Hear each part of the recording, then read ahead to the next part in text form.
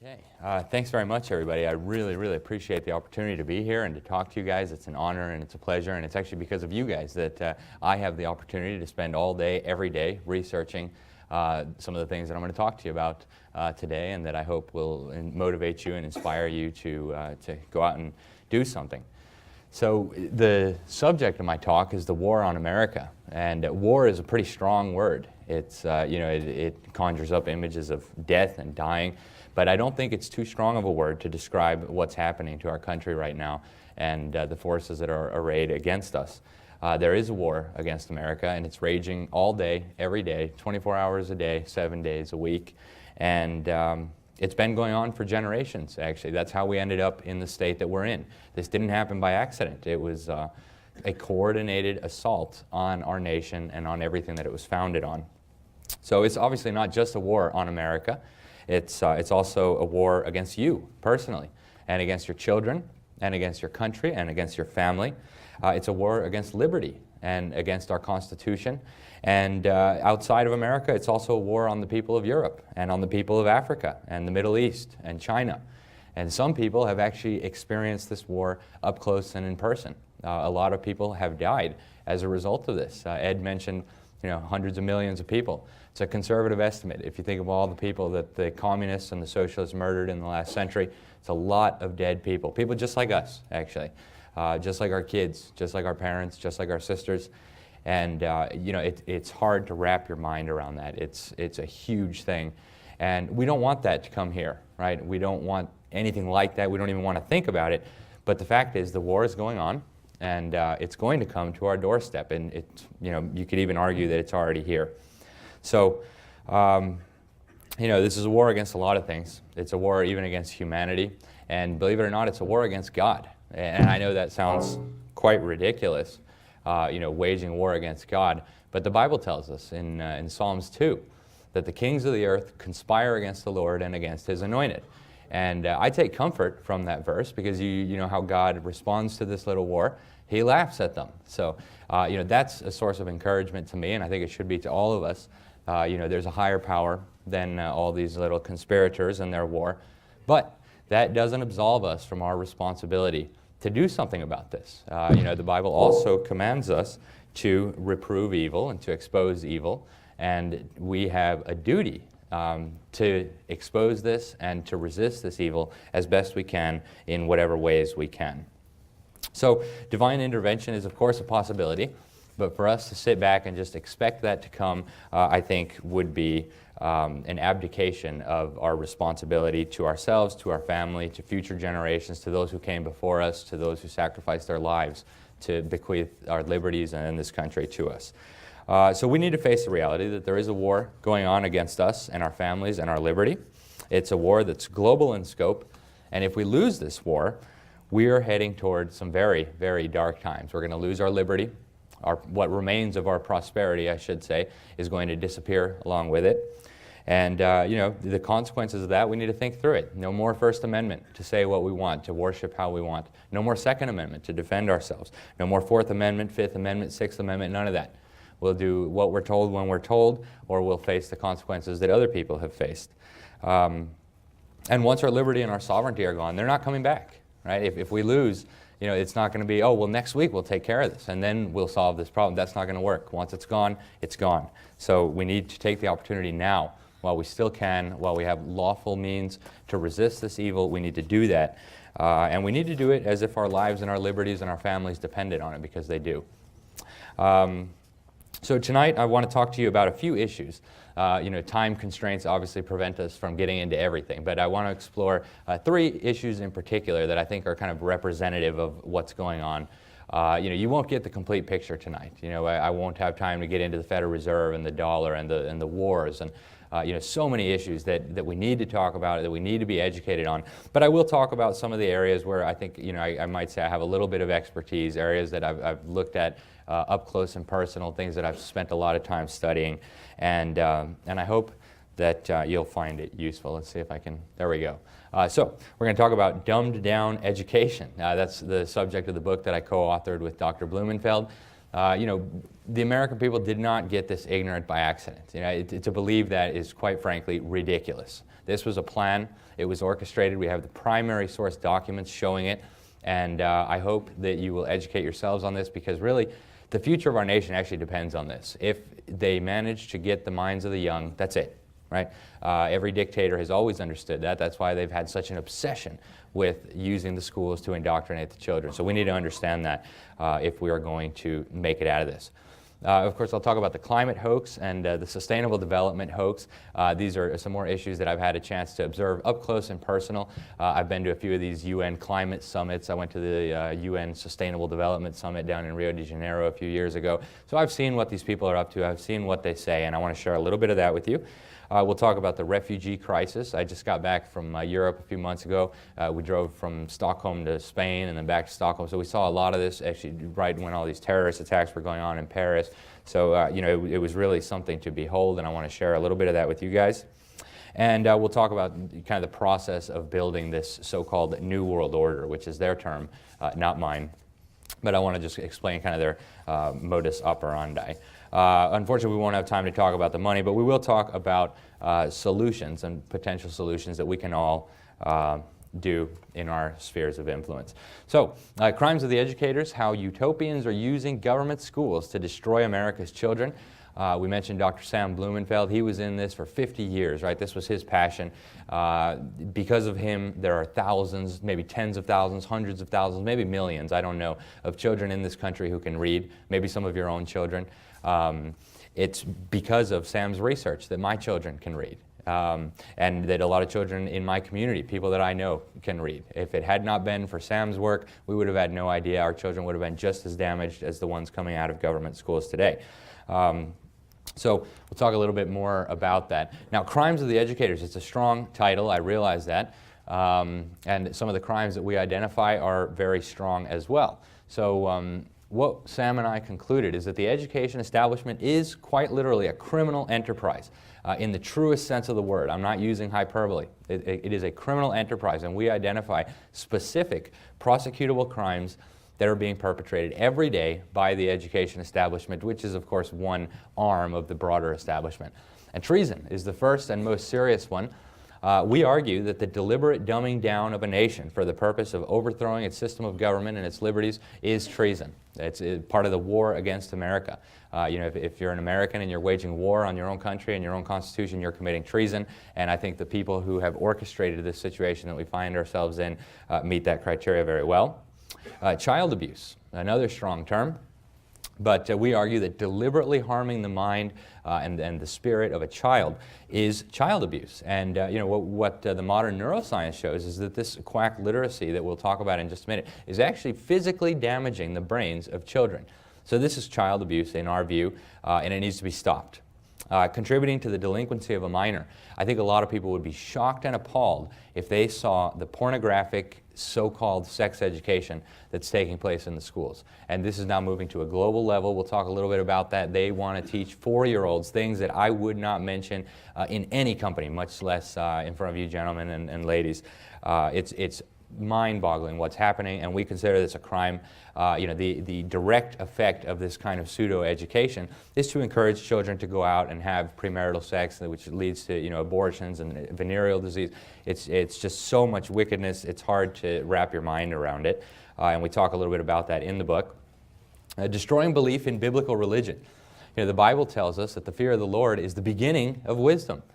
So if you're destroying the fear of the Lord, if you're telling the children that the Bible is a hoax and that your parents are stupid and you don't need to believe that stuff, you're destroying the foundation of knowledge and the foundation of wisdom. So what do we have these schools for? It's absolutely ridiculous. And they do it using lies, too. We talk some about that in the book. They promote, they actually do promote religion in the schools. They won't tell you that, but they promote humanism. Even the courts actually have found humanism to be a religion. The early humanists all admitted this was a religion, and we'll talk a little bit more about that. And the Bible says something about people who offend the little ones who believe in Christ, right? It would be better for them to have a millstone tied around their neck. So, they will face justice one day, but in the meantime, we need to protect our children from these people. And drug pushing, right? So the schools cause all these problems in the children. They mess up their minds. They destroy their ability to read. And then, in response, instead of removing these quack methods and removing this pornography from the schools, they put them on drugs, serious drugs. Things like amphetamines, things that you would go to jail for giving to somebody without a so-called doctor's note. And the schools push this stuff. You have 1 out of 10 boys in American government schools now who are taking hardcore amphetamine drugs to deal with these alleged disorders that the schools are largely responsible for producing. So all these are very serious crimes. And then we get to fraud and extortion. Right? They told us that they were going to educate our kids if we surrendered a bunch of money on property taxes and so on. Are they educating our kids? No, they're not. They're doing the opposite of that. And if a businessman came to you and told you your product was going to do such and such, and it did the opposite of that, well, you would consider yourself defrauded. And you would take the person to court. The person would be prosecuted for fraud. But that's exactly what is happening with this government education system. They're telling us that, you give us the money, we'll educate your kids, and they're doing the exact opposite. They're producing lifelong disabilities in these children, and it's unconscionable. So these are just some of the crimes that we argue are being perpetrated. If you get the book or, you read more about it, I'll talk a little bit about some of these later on. I think you'll agree that these are real crimes. They're being perpetrated right this instant, and we as parents and grandparents and all of that have a duty to protect our children and our grandchildren from this kind of craziness and this wickedness. So I'm not the only one, and Dr. Blumenfeld's not the only one who came up with this idea that we're having a war waged against us. In 1983, President Reagan had a commission, the National Commission on Excellence in Education, and this is what they concluded, that if an unfriendly foreign power had attempted to impose this on America, we might well have viewed it as an act of war. So, we argue that just because some domestic forces put this horror in place doesn't make it any less an act of war. It just makes it treason because they're not foreigners, they're domestic enemies. So this is a disaster. The same commission, and bureaucracies and government commissions aren't really known for their colorful language, so this is strong stuff. They say the educational foundations of our society are presently being eroded by a rising tide of mediocrity that threatens our very future as a nation and as a people. So the government told us that our future as a nation and our future as a people is under threat from the education system. And yet the situation has gotten much, much worse since 1983, if you can believe that. So how did we get here? Americans used to be pretty well educated, actually. John Adams, one of our early presidents, he said that a native of America who cannot read is as rare in appearance as a comet or an earthquake. Maybe you guys have seen a comet or two or an earthquake or two, but you don't see them very often, right? So it's very rare indeed. Thomas Jefferson used to brag that American farmers were the only ones in the world who read Homer. Nowadays people would have no idea who Homer is. So, we've fallen quite a long way, unfortunately. And the reason, back then was that everybody needed to read the Bible. One of the earliest education laws in the United States, if not the earliest, it wasn't even the United States back then, it was the colonies. The Old Deluder Satan Act in the Massachusetts Bay Colony, 1647. They said everybody needs to read, because if they can't read, they won't know Scripture. And if they don't know Scripture, then the devil will come around here and we'll trick them and we'll deceive them, and then we'll have big problems. So everyone needs to learn how to read. So, that's why we had schools in the first place, so that children would learn to read so that they could know Scripture. Now today it's the exact opposite, right? Today, just to give you guys a quick snapshot of where we are, it's really hard to believe this is true. I encourage everybody to go look up these statistics on their own. The federal government did a literacy survey in 1993. They found that 55% of Americans could barely read. So they had 5 categories, 5 being the best, 1 being the worst. 55% of people were at 1 and 2. So that is unbelievably atrocious. 2/3 of D.C. residents, this was just a recent statistic that came out from a state education agency report, 2/3 of Washington, D.C. residents are functionally illiterate. So they might be able to read a stop sign, but they might be able to read the Campbell's soup label. But when it comes to reading the Constitution, when it comes to reading Scripture, when it comes to reading a history book, no chance at all. So Jeb Bush's foundation, Jeb Bush, weird source to use, but he found that 80% of 18-year-olds are unprepared for college work. And college work these days has become a joke, so that really says something right there. 1/3 can't pass a military entrance exam. The OECD ranks the U.S. 27th place out of 34 in math, and it's going down. SAT scores, this for me was fascinating. We looked at how you can objectively show that Americans are becoming dumber and dumber and dumber and more ignorant the more money we throw at this problem. If you look at the SAT, every 10 years or so, they need to dumb them down, because if they didn't, it would be so obvious to everybody that the American people are getting dumber and more ignorant. It's unbelievable, and yet there is the objective evidence that this is what's happening. So we also looked at some of the tests that were given out in middle school back in the early 1900s, late 1800s, and I hate to admit it, but it was hard stuff for me.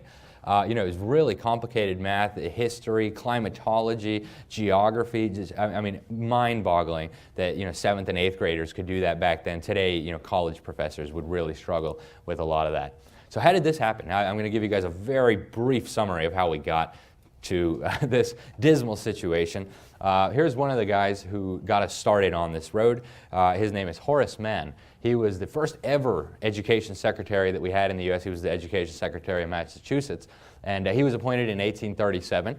He went to Prussia, and he was quite impressed with this statist model of schooling. Basically, what the Prussian government had done was compel everyone to surrender their children to government education, and in addition to compelling, they wanted to train up the children to become obedient to the state in all matters. So really there were statist indoctrination programs, and Horace Mann thought that would be a very good thing to bring to the United States. He thought it would equalize people if everybody got the same statist education, so they segregated the children by age and really indoctrinated them with this kind of statism. Now, back then I'm sure the schools were much better than they were today, but this really got the process started. So he implemented that in Massachusetts and started spreading it across America to all the different states, and then the architects of this current disaster that we have seized the architecture that Horace Mann put in place, and they were able to quite successfully hijack that and use it for the disaster that we have today.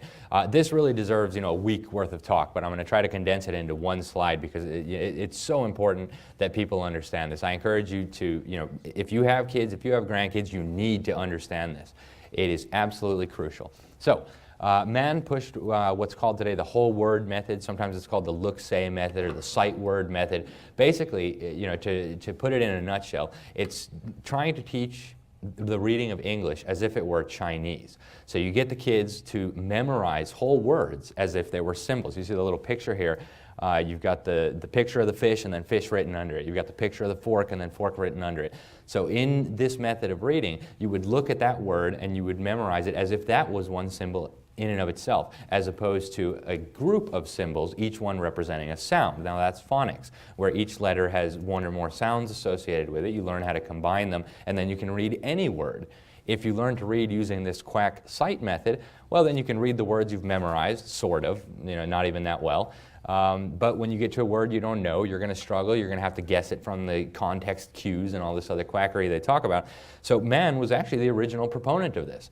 They tried it out in the government schools of Boston, and it was such a disaster that after a few years, they yanked it out, and the headmasters of the schools got together and they penned a brilliant essay debunking this quackery, and that should have been the end of the story. It was so ridiculous. The headmaster said this was so outrageous. It flies in the face of all logic. And yet, it's in every government school in this country today, unless you have a rogue teacher who secretly teaches the students with phonics. Sometimes they'll try to conceal it. They'll say, we use a balanced approach, or we teach a little bit of phonics. Don't fall for that stuff. What they're doing is they're teaching the kids to memorize words, and then later, after they've caused this faulty process to occur in the brain, this faulty reflex to develop, they'll say, now we'll teach you a little bit of phonics. So now you can learn that a P sounds like a P. And at that point, it's useless. You've already got the reflex to try to read words as symbols. And so you will never become a good reader unless you go through this arduous, horrible process of unlearning that reflex. So Sam was able to do that, but it was very hard work. The people who he did it with described the process as painful. So the simplest solution is just don't get suckered into this in the first place. Don't let your kids be damaged in this way, because undoing the damage is very, very difficult. So this produces what a lot of people who look at this, they call whole word dyslexia. So you get people who read ton as not, for example, and this is exactly why. Maybe not every person who has what's called dyslexia was a result of this, but probably the great majority. Even Dr. Seuss, who actually was involved in this. If you read, Sam I Am, these things were designed to get children to memorize sight words. He said later in life, he said, "I think killing phonics was one of the greatest causes of illiteracy in the country." So, man tried it. It failed miserably. They yanked it out of the schools, but then it came back. John Dewey, maybe you guys have heard of him. He is considered the godfather of government schools today. I mean, he's worshipped in progressive circles as the founder, really, of American education. So he was a few things. We'll talk real briefly about them. He was a socialist, first of all. He loved the statist model of education. He is really the one who launched the plot to dumb down the American people. So, man, we can give him the benefit of the doubt, assume he had good intentions. Dewey did not. I have a lot of quotes from him. I'll go through just a few I think that are the most revealing. He says, "The only form of enduring social organization that is now possible is one in which the new forces of productivity are cooperatively controlled. Organized social planning is now the sole method of social action by which liberalism can realize its professed aims." So he went to the Soviet Union. He thought Lenin was doing a stupendous job, creating this socialist utopia over there. He wanted to see what they were doing in the schools. And so who else would you want to found your government education system than a guy who admires the Soviet Union? He cited Looking Backward. It was a novel by Edward Bellamy published in 1888 as the model he wanted to see for America. This was a fantasy novel, of course. It was about a communist America in the year 2000 with no private property, and Dewey thought that would be a wonderful model for America. He said if people would just read it and give it a chance. In fairness to Dewey, he didn't have the last 100 years that we've witnessed to realize what a disaster these ideas would be. He didn't see National Socialism in Germany, exterminating 6 million people. He didn't see the purges that Stalin engaged in, the 100 million, 200 million people dead. So we can say maybe he didn't realize what a horror this would all turn out to be. But, he should have known. He should have known better. So what else was John Dewey? He was also a humanist. We talked a little bit about humanism in the schools. Well, back then they admitted humanism was a religion. Dewey was one of the signers of Humanist Manifesto 1, the very first Humanist Manifesto, the kickoff of the Humanist Revolution, the Humanist Manifesto, the Humanist religion, and the very first plank of this. First, religious humanists regard the universe as self-existing and not created. For those of you who remember the opening words of your Bible, you'll see there's a fundamental conflict here, right? In the beginning, God created, or the universe is self-existing and not created. It's only one or the other. Dewey believed this, and this is what's in the schools today. We as Christians and Jews and Muslims, we don't believe that, right? But this is the religion that's taught to our children in school as fact, when of course it is no such thing. They also say in the same declaration that Dewey signed, "We are convinced that the time has passed for theism and deism and these things." And they were also openly hoping to nationalize the economy, right? They said, humanists are firmly convinced that existing acquisitive and profit-motive society has shown itself to be inadequate and that a radical change in methods, controls, and motives must be instituted. A socialized and cooperative economic order must be established to the end that the equitable distribution of the means of life be possible. So they're talking about socialism, right, in plain English. And then John Dewey was also a self-styled educator, right? He was a utopian, and he believed that education was going to be the key to implementing this socialist vision that he wanted to see in the United States. So that's why he went into the field of education.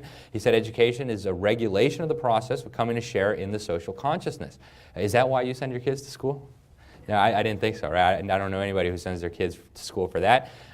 He says adjustment of individual activity on the basis of social consciousness is the only sure method of social reconstruction. Did you send your kids so that to school so we could have social reconstruction? I mean, today we might call it social engineering, right? And so this is his idea of education. He actually outlined this plan in an essay called The Primary Education Fetish, published in 1898. We actually reprinted it in the book because it's so important. And in there, he says, these are his words from that essay, change must come gradually. To force it unduly would compromise its final success by favoring a violent reaction. So, he knew that nobody would put up with this kind of lunacy if they knew what was happening, and he said so himself. So they had to do it quietly. They had to do it under the radar without people realizing what was happening, or people would have rejected it, of course. He received millions of dollars in funding and support from the Rockefeller dynasty. They had this thing called the General Education Board, and he used that money to establish an experimental school where he tried out this quackery and realized the kind of damage it did, and he used it to promote this quackery. He also used his leadership positions at these educational institutions to promote his agenda. So he and a bunch of his colleagues, really radical people today, even by today's standards, eugenicists, people who believed these quack theories about race, and Margaret Sanger, the founder of Planned Parenthood, was one of these eugenicists, of course. And so they introduced this behavioral psychology into the schools, and they produced new books to teach reading. At the University of Chicago, we had Dick and Jane. Probably some of you guys remember that book from your day. And then at Teachers College at Columbia University, and that name should ring a bell too, some of Obama's terrorist friends are from there, right? Bill Ayers, right? And so they came up with the Macmillan Reading Program. So these were whole word methodologies to teach reading, and the damage they did to the American people and to our country is incalculable. It's off the charts, unbelievable.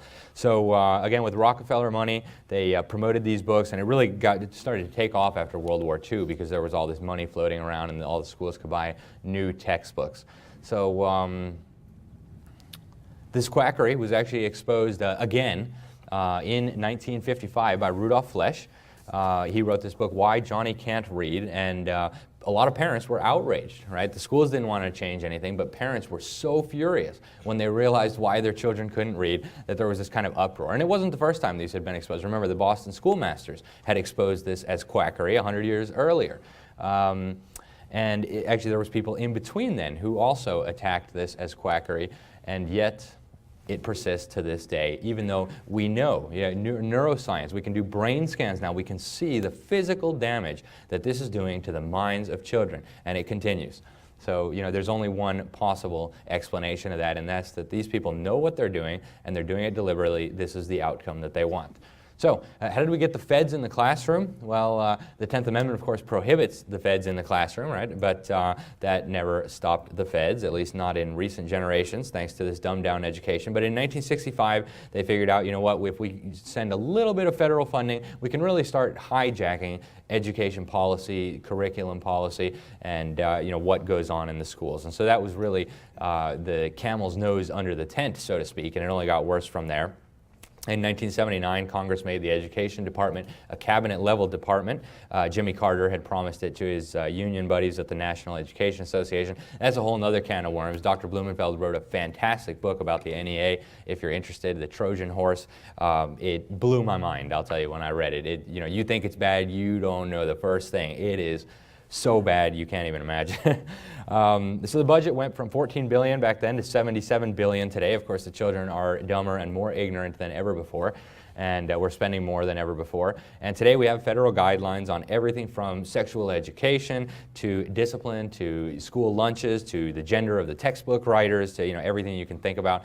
And Charlotte Iserbyt, actually, she was working in the Reagan administration at the Department of Education, and she got to see this firsthand, and she leaked some of the documents. So, we know a lot of what was happening. We know that they were signing agreements with the Soviet Union to let the Soviets into the classroom, and just really, really nasty stuff. Here's just a quick chart. You can see the blue line right there is the total cost of so-called education in America. Down there, you can see the results on so-called America's report card. It's a standardized test. You have literacy, reading, reading, math, and science, and we can spend as much money until the cows come home. It's not going to make any difference. The kids are going to keep getting dumber and dumber. So Common Core, I won't talk a lot about that. We do have some Common Core material in the back, a special reprint from some articles we did, and I know Dr. Pesta has been here to talk to you guys about it. He's really done a lot of the work on exposing Common Core. But just a real quick summary for those who aren't as familiar. Basically, the Obama administration used a combination of bribes and bludgeoning to force this on our states. You take the federal money, then you got to submit to the federal agenda. And just to give you, just one quick piece of evidence of how bad this is, there was 2 subject matter experts on this committee, the Common Core Validation Committee. It was supposed to be a rubber stamp committee. 2 subject matter experts only. The first one, Dr. Sandra Stotsky, I've interviewed her, very nice lady. She's not opposed to national standards in principle, but she said these standards are so bad, they're going to reduce the critical thinking of the American people, they're going to strip the classic literature out, they're going to dumb down the kids, so I'm not going to sign off on them. And so they ignored her, they threw her name down the memory hole, she didn't exist anymore. But she was the only English language arts expert on this committee, and she said this is a disaster, do not do it. Then we had Dr. James Milgram, the only math expert from Stanford University. He also is not opposed to national standards on principle, but he said the math standards are unclear, confusing, as unchallenging as possible, and in some cases they're actually based on inaccurate math, believe it or not. So your kids are now learning from national standards if they go to government school, that some of which are based on incorrect math. So that is, a real travesty. With all these, they got $2 billion from Bill Gates, they got money from the federal government, and they couldn't even write accurate math standards. It's hard to believe, but it is what it is. So the dumbing down is being stepped up, accelerated, and the Common Core actually does use this whole word method, the cite method, although they disguise it with a little bit of phonics, like we talked about earlier, to kind of disguise what they're doing. But they call this the balanced approach, right? It's balanced quackery. And then some of this is actually even infecting the Catholic schools and the private schools and the home schools. And if these people get their way, it's going to affect all schools and all Americans, right? They don't want even one little kid to escape this, because then you have the situation, with the boy who exposed the emperor who was wearing no clothes. If one person escapes the brainwashing, they figure that one person might, blow the whole thing up. So they don't want to take that risk. So where is this all going? Well, we're marching very quickly, and it's not even a secret at this point. They brag about it on their websites. We're moving toward a global education system with global education standards, and so we'll just basically take the dumbing down to the global level, and all of humanity will be dumbed down together. So nobody will know any better, right? We'll all be dumbed together. Now, UNESCO was actually founded for the purpose of bringing about a global government and socialism and humanism. They said so right when they started it. It was never a secret. The first Secretary General of UNESCO, Julian Huxley, and yes, that was Aldous Huxley's brother, he said the goal was political unification in some sort of world government. They put out a pamphlet in 1949, a series. They said schools should be used to combat family attitudes. That's you, right? They don't want your attitudes being passed on to your children. The UNESCO today runs programs called Education for Sustainable Development. We'll look at that a little more. Education for World Citizenship. And in 2004, they signed a deal with Bill Gates, the financier of Common Core. They were going to come up with a master curriculum to basically dumb down the teachers and to bring in the technology into this global system. And that is what we're dealing with today, believe it or not. They say Common Core is nationalizing education. Well, it's a step toward globalizing education, and that is what we're seeing. UNESCO also provides training manuals for teachers, handy-dandy, right? And they have everything from sex education for kindergartners. They teach 9-year-olds how to successfully promote safe and legal abortions. Yes, they do. They recommend the whole word method. Sam called their proposed literacy strategy, they want this in the whole world, the most ridiculous thing he had ever seen. And he saw a lot of ridiculous things in 50 years of looking at this quack literacy phenomenon. They want to promote humanism. They tell you they want to promote humanism and multiculturalism. The notion that all cultures are equally valid. Cannibalism and human sacrifices. The same differences. Except Western culture, of course, is evil in every sense. So multiculturalism, all cultures are equal except Western civilization. That is evil, and that we should be quite ashamed of. So they actually do have a World Core curriculum, believe it or not. If it sounds like Common Core, good, it should. And this was developed by Robert Mueller. He was the Undersecretary General of the United Nations, and he dedicated his standards. So this is all out in the open. There's nothing secret here. He dedicated his standards to Alice Bailey. Now, this is a deep rabbit hole. We could talk about this for quite a while. She was the founder of the Lucifer Publishing Company, bigwig at the United Nations. Really, she was. And she used to invite these, she called them ascended masters, these spirit entities that would come into her and help her write these books. Any Christian will know automatically what that is. These are demons. And these demons would help write things like Education in the New Age, where she talked about the education in the New Age, as you might imagine. So the World Core curriculum is dedicated to Alice Bailey.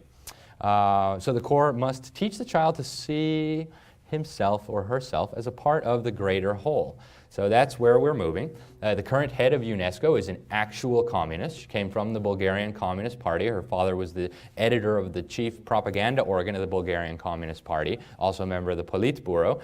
She's next in line to be the Secretary General of the UN. She's currently the front runner.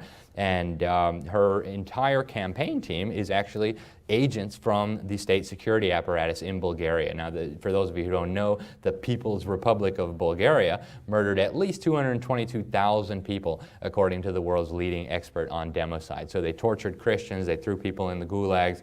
It was an absolutely monstrous apparatus. And this is where the head of UNESCO comes from, actually.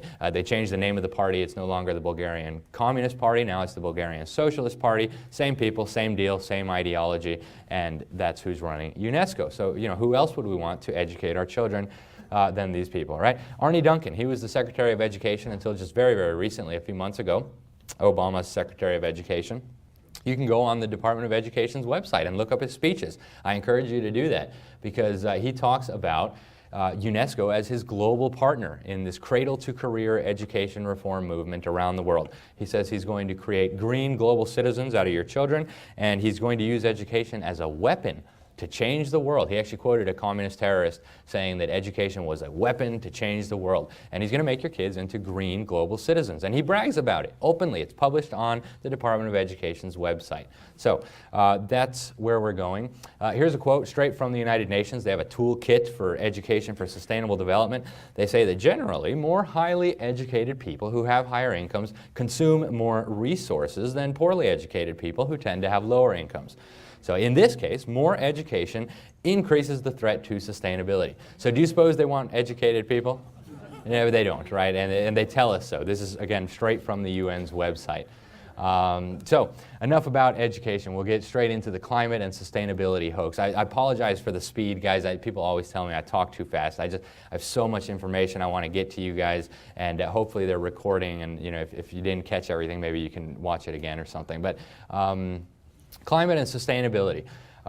So first of all, it's based on pseudoscience. We'll talk a little bit about that. We'll expose some of the pseudoscience. I'll give you everything you need to know to realize that the theory is incorrect. The goal is, of course, total global control, just like the goal of the education system is total global control. And then here is a gentleman, Trofim Lysenko. I always bring him up when I talk about climate because this is what this reminds me of. He was a Soviet so-called scientist, and he had this quack theory on genetics that Stalin really liked. And Stalin decreed that that was the truth and nobody could challenge it. And they threw people in the gulags for saying that the theory was quackery. And in the end, the truth still did come out. So I think we can take encouragement from that. But it was a dark time to be in the Soviet Union if you realized that this theory was ridiculous. And unfortunately, there are a lot of parallels between what we call Lysenkoism today and what's happening with the so-called global warming debate. So a lot of you probably remember the global cooling agenda, right? Just not that long ago, actually. From the 60s through all the way to the early 80s, it was the global cooling phenomenon. We were all going to freeze to death, and the crops were going to stop growing because it was going to be so cold. And Newsweek, right? And Newsweek was not alone. There was all kinds, so I don't pick on Newsweek just to pick on them. But all the big publications were talking about this. They had an article, The Cooling World, and they said man-made global cooling is going to cause famine. And climatologists are pessimistic that the government is going to do anything to fix it, right? Where have we heard that before? They had some really interesting solutions for how we should deal with this. One of them was melting the Arctic ice cap by covering it with black soot. Really, Al Gore would have a heart attack, right? Because he keeps saying it's going to go away, and it's still there. And they cited all kinds of impressive sources, right? The National Academy of Sciences, the NOAA, Columbia University. How prestigious, right? And Obama's science czar, John Holdren, he's the guy who loves forced abortions and said so. He thought that man-made global cooling caused by man's emissions of carbon dioxide were going to kill 1 billion people. Really, he did, and now he's the science czar. He rails about global warming. We'll get back to him in a minute. And his solution, just like the solution of the global cooling alarmists at the time, we need a global government, we need economic controls, we need to give up our liberty, and we need population control. So if those solutions sound familiar, good, they should, because those are the same solutions they're giving us for alleged global warming. So here is from Newsweek's article. You can take a look there at the global cooling stuff that's supposed to be coming. And of course, now we're not worried about global cooling anymore, right? Maybe we should be, actually. I've talked to some very respectable scientists with really serious credentials who've looked at this and said, actually, global cooling maybe is coming. It's not man-made, but it might be good to prepare. But anyway, so after global cooling scare, we got the global warming scare. They realized that that might be more plausible. And so the ridiculous warming predictions have actually fared no better than the cooling predictions.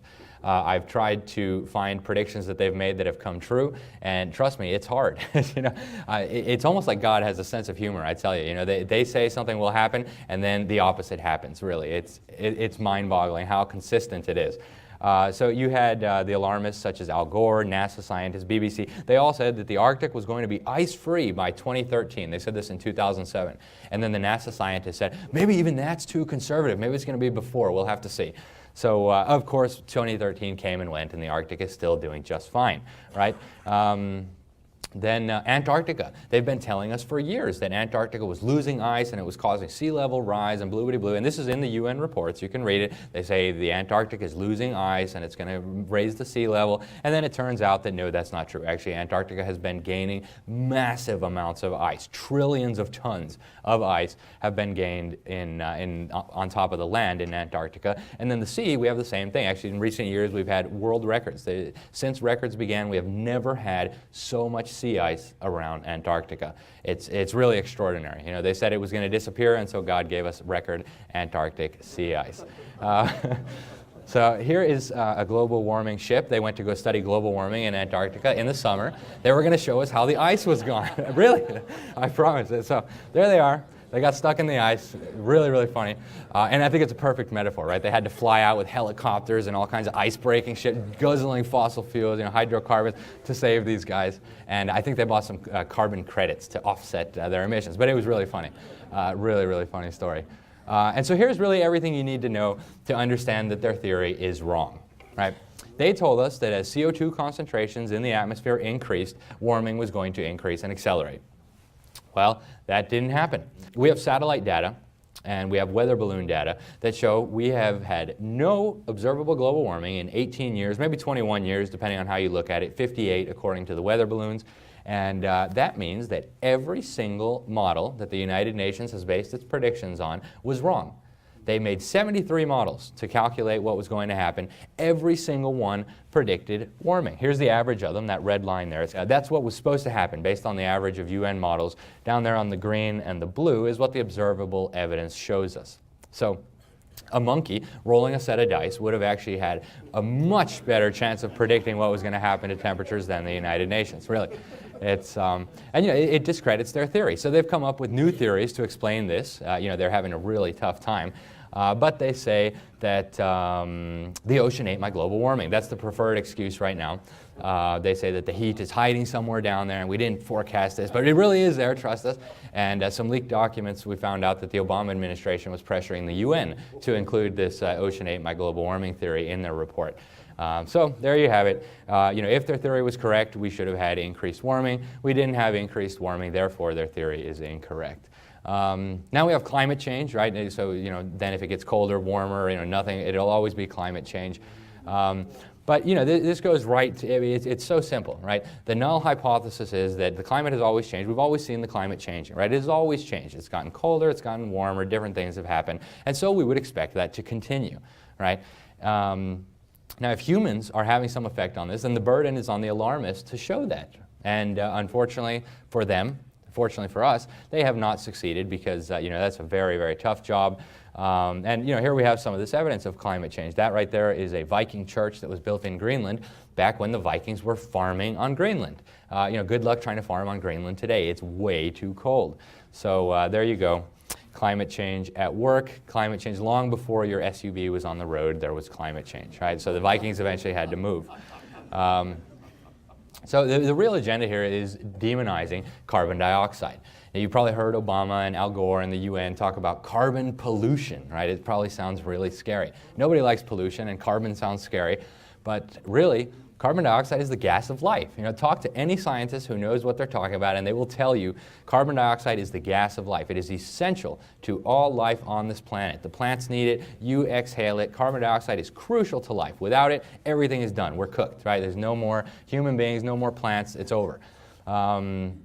So Earth is currently starving for CO2, right? That's why farmers who have greenhouses pump carbon dioxide in there, because plants have optimum levels of CO2, and almost all of them would like to have more carbon dioxide than we currently have in the atmosphere. They were designed to have more carbon dioxide than we currently have in the atmosphere, and we know for a fact that at past periods in the Earth's history, we've had a lot more carbon dioxide in the atmosphere. So, they don't want to talk about this, but they don't dispute it, because you can't dispute it. These are all facts. But we're supposed to believe that our breath, every time you exhale, you're exhaling pollution, and that we need to submit to global regulations and UN taxes on this alleged pollution. So they say that the CO2 causes the greenhouse effect. Well, what they also don't tell you is that human emissions of CO2 make up a fraction of 1% of all the greenhouse gases in the atmosphere. This is also indisputable. You can talk to any global warmist you want, and they will reluctantly acknowledge that human emissions of CO2 make up a fraction of 1% of the greenhouse gases in the atmosphere. Water vapor is 95%. And the rest is, different greenhouse gases. And then, of course, there's lots of CO2 that's in the atmosphere, regardless of what humans do, right? When plants decompose, when animals decompose, it comes out of the oceans, comes out of the volcanoes, comes from all kinds of sources. So human emissions of CO2 are a fraction of 1%. And, if one big volcano blew up, it could dwarf all of the carbon emissions that humans have ever put out since we were put here. So, we're expected to believe that this fraction of 1% of carbon dioxide that's, greenhouse gases in the atmosphere is driving catastrophic global warming, and we're all going to die unless we submit to global taxes and global regulation and agree that our breath is pollution. Now, frankly, I find that ridiculous. And, it's funny that it's the same solution for global cooling and all these things. So, that is the real agenda. Imagine from a bureaucrat's perspective what you could accomplish if you could convince people that everything they do, ranging from sitting on a couch and breathing, to driving a car, to producing electricity, produces this pollution that you need to pay taxes on and regulate. And that's what they're after, right? They tell us that's what they're after. So there's no secret. They've told us they want to tax this. They want to regulate it at the global level, at the regional level. And so that is what they're after, right? And they tell us, here's a big sign. We saw lots of people carrying this sign in Paris. They want system change, not climate change. And you can ask them what they mean, and they'll tell you. They don't like capitalism. They don't like free markets. They want socialism. That's what they mean by system change. And they think that the global warming hoax will be a good tool to advance that at the global level, right? The UN should be in charge of all this. So they want to use carbon dioxide to crush national sovereignty and to empower what they call global governance. It's a little bit less intimidating maybe than global government, but they're still doing the same thing. And this is standard rhetoric from, I call them the globalists, or you can call them internationalists, whatever you want, as opposed to, people who believe in the nation state and God created the nations, right? Well, these people don't like the nations. They want globalism. So they call it the New World Order, and they say that the global warming is a global problem, just like everything else, and therefore requires a global solution. And only the UN can give us global solutions, right? So they actually outlined this in 1991. The Club of Rome, for those of you who don't know, it's a big gathering of prominent globalists and communists. Mikhail Gorbachev is there, Al Gore is there, all these bigwigs. They came together with the Club of Rome, and they put out this report. As the Cold War was supposedly coming to an end, they needed a new enemy to unite humanity, right, to justify the totalitarianism and the UN scheming. So they found it. They said, in searching for a new enemy to unite us, we came up with the idea that pollution and the threat of global warming and water shortages and famine would fit the bill. These dangers are caused by human intervention. And the real enemy then is humanity itself. So we're the enemy of ourselves, right? And only the UN can save us. So it's wonderful how that works. So if humanity is the enemy of the earth and of humanity, well, then we need some people to come and save us from this enemy. And that's why we need to surrender our sovereignty and our liberty and our money to the United Nations and to our governments and to these regional governments that they're building and empowering under the guise of the climate hoax. And in this UN Paris Agreement, and it is a treaty, make no mistake, regardless of whether Obama calls it a treaty or presents it to the Senate, it is still a treaty. It says shall, I forget how many times, now 20-something times. So these are obligations being imposed on us under this UN treaty. And basically, they are bringing together this global system. Now, of course, they didn't get everything they wanted. If you want to learn more about the Paris Agreement, you can read all about it in here. We have a number of the things that I'm talking about now you'll read about in here, actually, the exposing the global warming hoax, the pseudoscience, the Paris Agreement. We'll talk about Agenda 2030. We have a big article about it in here. So if this is a subject that's interesting for you, be sure to pick up a copy of this. So and actually there's a lot of quotes from these people. I've only chosen a select few because of time constraints, but I just want to let you guys hear it from, the reason I use so many quotes is not because I like to hear what these people have to say, it's because I want you guys to hear it straight from the horse's mouth, right? You don't know me, you have no reason to believe me, but maybe you can believe them. So here's the chairwoman of the UNFCCC, which is the UN Framework Climate Change Convention, or Convention on Climate Change. So she's been running these UN global warming summits in recent years, and she said this in Doha in 2012, it must be understood that what is occurring here in the whole climate change process is a complete transformation of the economic structure of the world. So system change, right?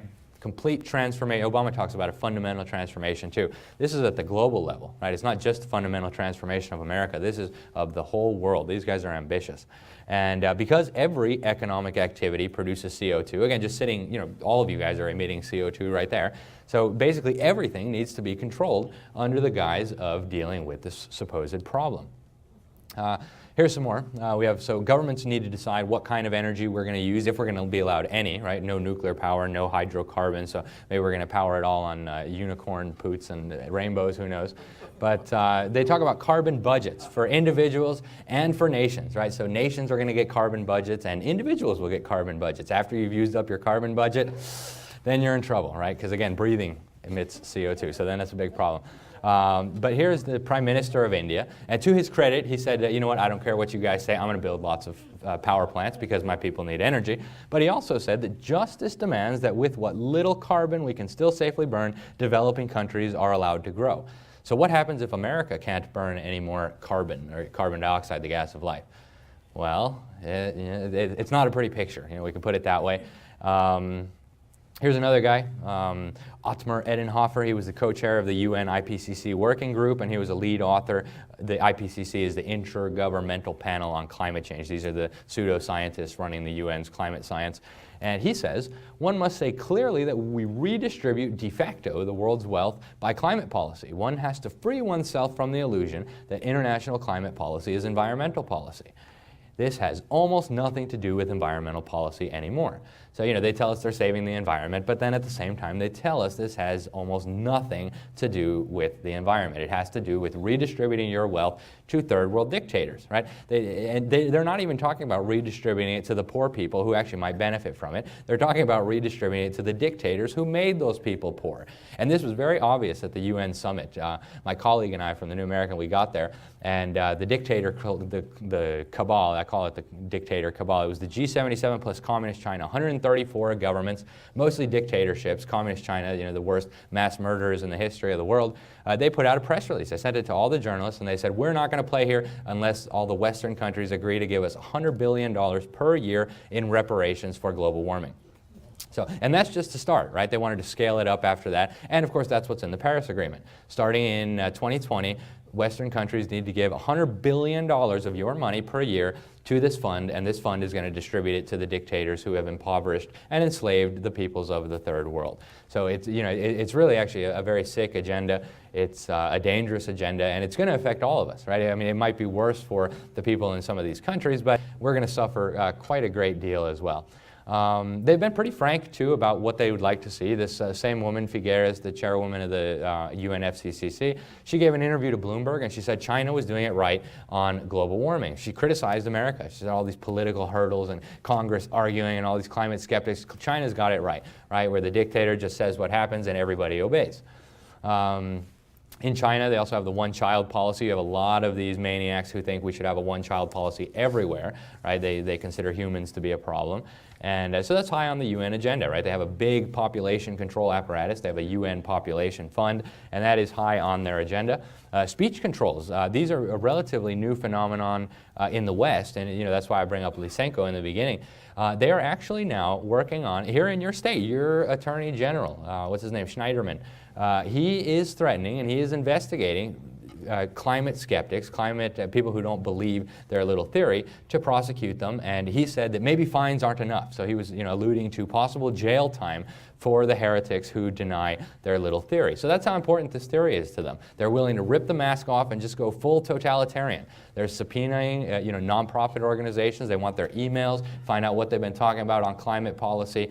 And this is a dangerous time to be alive It's a lot of crazy stuff. They want to do RICO prosecutions of the climate deniers. RICO is, of course, the mafia statute, right? They want to treat us as gangsters for not agreeing with their phony theory.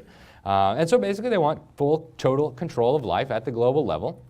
And obviously this is just one component of this war on America, of this war on humanity that we've been talking about, right? It's a big component. It underpins a lot of the agenda, this global economic regulation, the fundamental economic transformation of the world. So it's an important part of it, but it's, of course, just one part of it, right? Sustainability. So global warming kind of fits into the sustainability fold. Probably a lot of you have heard of Agenda 21. Now they have a new one, right? It's Agenda 2030. So Agenda 21 was kind of for local governments. They wanted to do it by the back door without people realizing. Now they're just doing it out in the open. Agenda 2030 is for national governments and for regional governments. So we'll talk quite a bit about that. This is actually not the exact poster that I saw in Rio, but it's going to be forever burned in my mind. I was at this UN Sustainability Summit. It was chaired by a Chinese communist, Xia Zhakun, who really hates Americans and says so. And it was a poster, and it was a sick Earth, an anthropomorphic Earth, right, with eyes and face, and he had the thermometer just like this one. And the doctor comes and he says, "I know your problem. You have humans." And when I saw that, I was just like, no way, they're telling us that they think humans are a disease. What do you do to a disease? You try to eradicate it, right? So, if we're a disease, that's serious, serious stuff. And so these sustainability zealots, they admit openly that they don't think the current population of humanity is sustainable. They want to reduce our numbers, right? And they're willing to go to very unsavory methods to do it. Here we come back to Obama's science czar, Mr. John Holdren. He was actually at this conference in Paris. And in 1977, he wrote a book with another kook, Paul Ehrlich, Eco-Science. And this is a direct quote from the book. Perhaps these agencies, these UN agencies, combined with the UN Environmental Program and the UN Population Agencies, could be developed into a planetary regime. So these are his words, right? And it's sort of an international super agency for population, resources, and environment. Such a comprehensive planetary regime could control development, administration, conservation, and distribution of all natural resources. So that sounds pretty creepy. Here's the book, Eco-Science, and there's John Holdren again. Some of the ideas they were promoting in this book: forced abortions. Women could be forced to abort. And he actually said that under our existing constitution, we could force women to have abortions. Really? You can go pick up the book at your local library if you don't believe me, and I encourage you to do so. He said the population at large, that us, we could be sterilized involuntarily. They would add drugs to the water supply to sterilize us against our will. This is in his book. This is Obama's science czar, again, in case those aren't clicking. This is the kind of people who are in charge of our government today. They wanted to seize babies from their mothers. They wanted to get rid of undesirables, people who contribute to social deterioration. So, these are the same eugenicist ideas of Margaret Sanger, right? These quack theories on race and what humans are fit to live and what humans are not fit to live. I mean, these guys think of themselves as gods here, right? They're going to decide who lives and dies. They're going to decide who reproduces and who doesn't. These are awesome powers that they're talking about. And these guys are in the highest echelons of power. This is Obama's science czar. He's the head of the science office at the White House.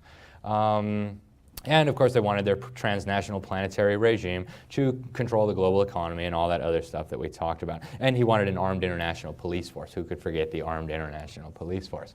And of course, the middle class will have to go, right? And by middle class, even lower middle class, not sustainable.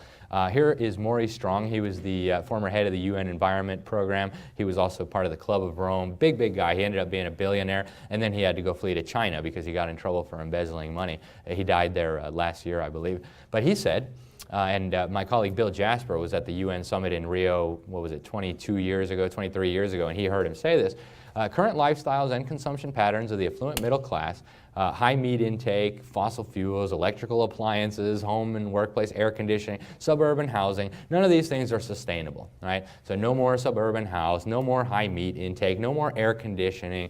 That stuff is all unsustainable. So prepare for life as a caveman or a cavewoman. Here's Agenda 2030. This is kind of their global plan for where they want to take the world. It's very ambitious. It's very transparent. I mean, they openly tell you that we're moving toward global socialism. So let's take a look here at their roadmap for global socialism, fascism, technocracy, whatever you want to call it.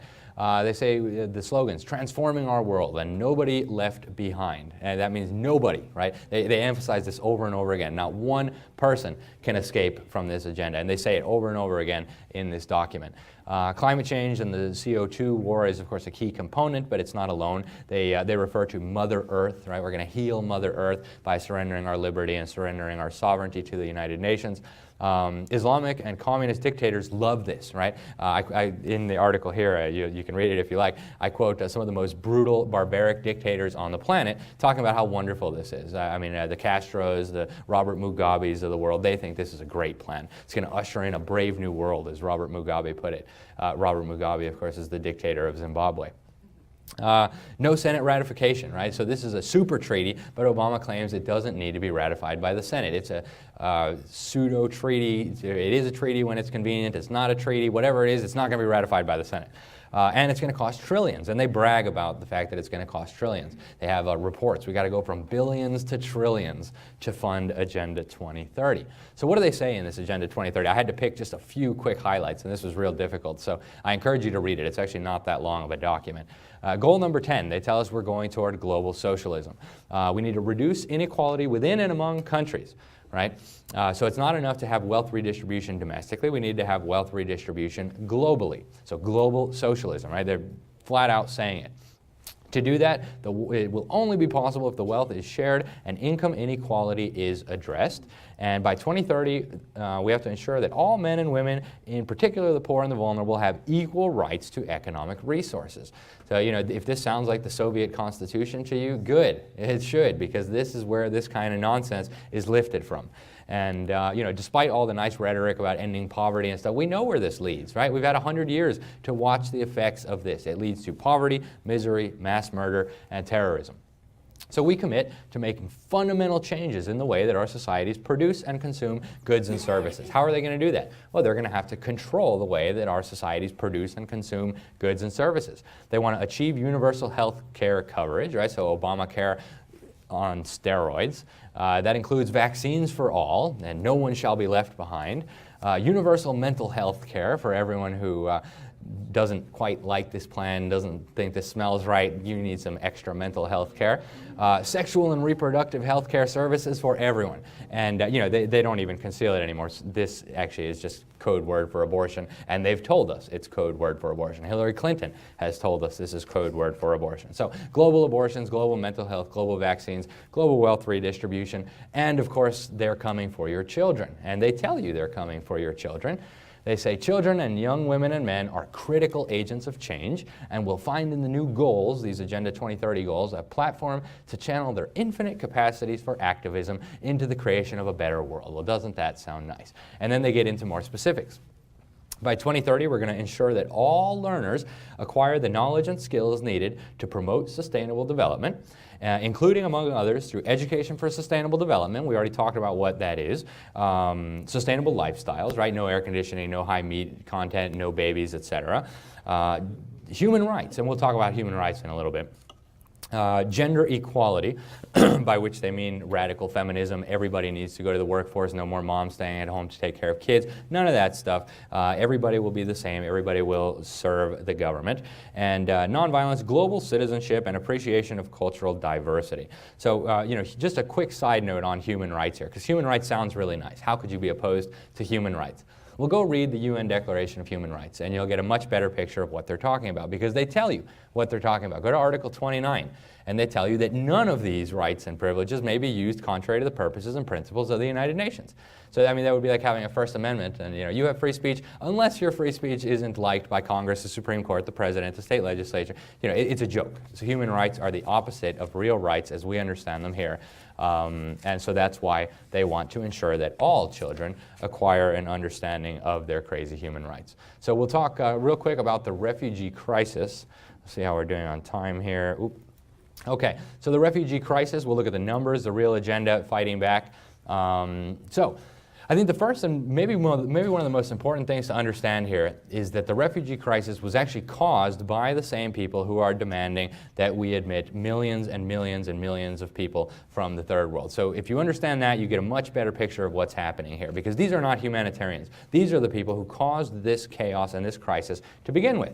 So the migrants, at least what we're told, is that they're flooding in from Libya, from Syria, from Iraq, and from Afghanistan. If you guys follow the news, I'm sure you realize there's a common pattern there. What do all these countries have in common? Right, we've been there, right? We and the European Union and the UN, we've been meddling there. So in Iraq, we had a UN resolution. President Bush invaded. Christians have almost been exterminated. There was millions of Christians there before the invasion. Now there's a few 100,000, if that. They've been fleeing. In a tragic turn of events, a lot of them fled to Syria. Now they're being butchered there. Again, courtesy of these globalists. And Saddam Hussein, of course, was a former ally. We gave him weapons of mass destruction to fight against the Iranians. So there's a lot of commonalities here between all of these countries. Afghanistan, another country where the United States intervened to destroy former U.S. allies.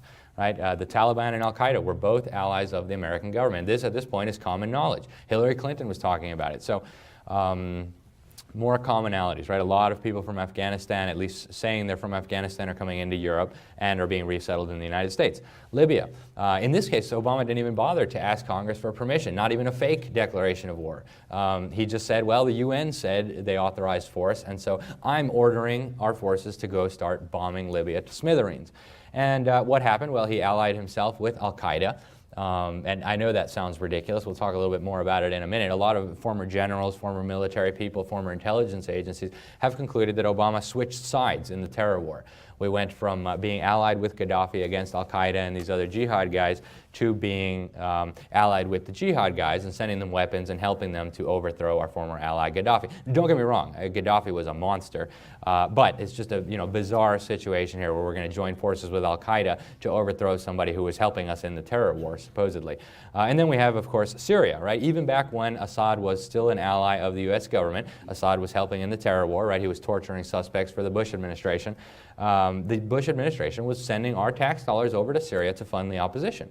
They funded opposition satellite services to broadcast in there. They funded opposition forces. And then this all blew up, right? This was quite orchestrated from the outside. They acted like it was spontaneous protest. It was nothing of the sort.